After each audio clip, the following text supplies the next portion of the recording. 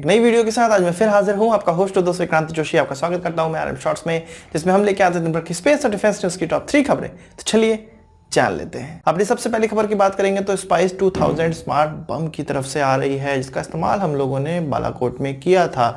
इसको अभी तक SU-30 MKI में इस्तेमाल नहीं किया गया था, इंटीग्रेट नहीं किया गया था, पर अब इंडियन एयरफोर्स इसको SU-30 MKI में भी इंटीग्रेट करने जा रही है, जिससे कि इसकी मारक क्षमता और अच्छी हो जाएगी। पर यहाँ पर रशियन इससे नाखुश हो सकते हैं। इससे पहले भी MBDA के द्वारा बनाए जाने वाला जो मिसाइल था, एस्ट्रैम मिसाइल कहा जाता है, उसको इंडियन एयरफोर्स अपने SU-30 MKI में इंडक्ट करने का और इंटीग्रेट करने का प्रयास कर रही है, जिसके बारे में रशियन लोगों को कॉन्फिडेंस में नहीं लिया गया था, जिससे कि रशियन थोड़े नाराज थे और उनको इससे थोड़ा डिस्कम्फर्ट था। पर अब इस बम को इंटीग्रेट करने जा रही है इंडियन एयरफोर्स, जिससे कि फिर थोड़ा रशियन को डिस्कम्फर्ट होगा और होना भी चाहिए, क्योंकि इस प्रकार की चीज़ें किसी विमान में इंटीग्रेट करने से पहले उसके मेन मैन्युफैक्चरर को यह संतुष्टि होनी चाहिए कि उसकी कोई भी टेक्नोलॉजी किसी के द्वारा ली या चुराई नहीं जाएगी। तो जो भी है, किसी को डिस्कम्फर्ट हो कंफर्ट हो, भारतीय एयरफोर्स स्पाइस बम का इस्तेमाल अब SU-30 MKI में भी करने जा रही है।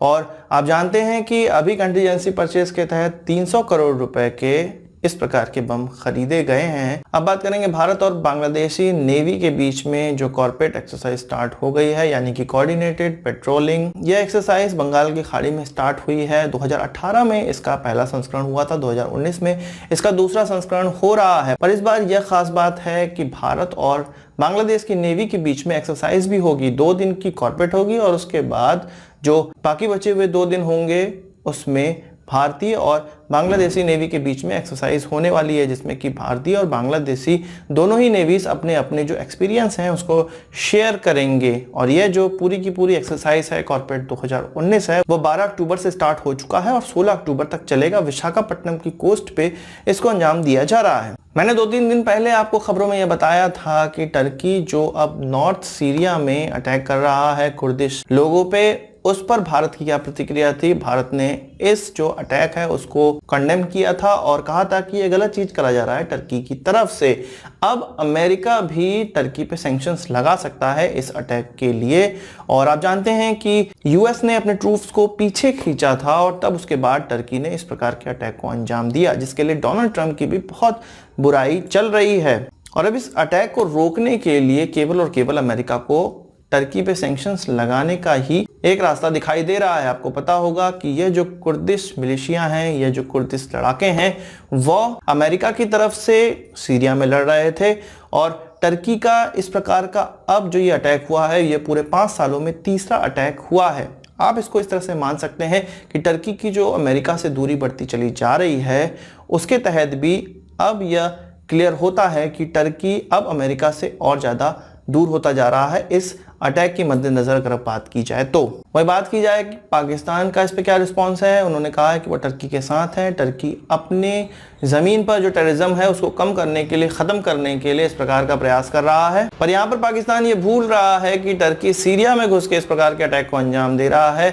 अपने देश में इस प्रकार की चीज़ें नहीं वो कर रहा है अभी। और ये वही पाकिस्तान है जब हम POK में आतंकवादी संगठनों के जो कैंप हैं उन पे अटैक करते हैं तो भारत की निंदा करता है और उसको बड़ी पिनक मस्ती है। पर अभी जब टर्की दूसरे देश पर अटैक करके इस प्रकार के टेररिस्ट, सो कॉल्ड टेररिस्ट, अभी उनके लिए वो टेररिस्ट हो गए हैं, पहले उनके लिए वो लड़ाके थे, उनकी तरफ से वो लड़ रहे थे, तो पाकिस्तान अब उस पर उनका साथ देता है। वहीं बात करें भारत और चाइना रिश्तों की, तो चाइनीज प्रीमियर की आप जानते हैं कि भारतीय यात्रा चल रही है, 2 दिनों की यात्रा है।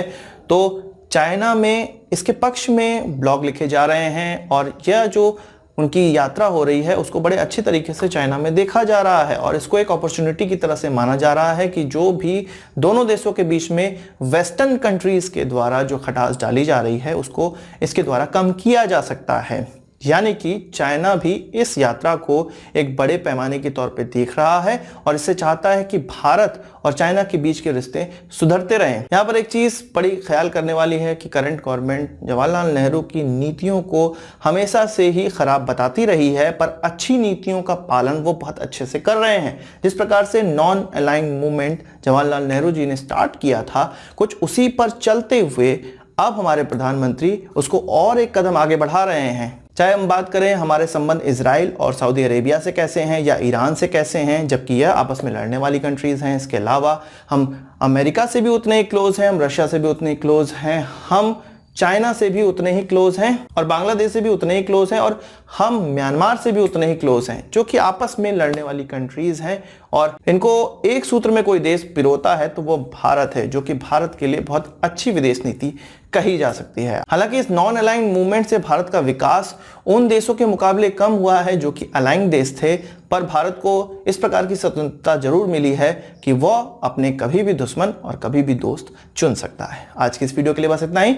आशा करता हूं आपको वीडियो पसंद आया होगा। आप इसको एक बड़ा थम्स अप जरूर देंगे। इस वीडियो से कोई सवाल सुझाव कमेंट बॉक्स में जरूर लाइएगा। नमस्कार, थैंक यू, जय हिंद।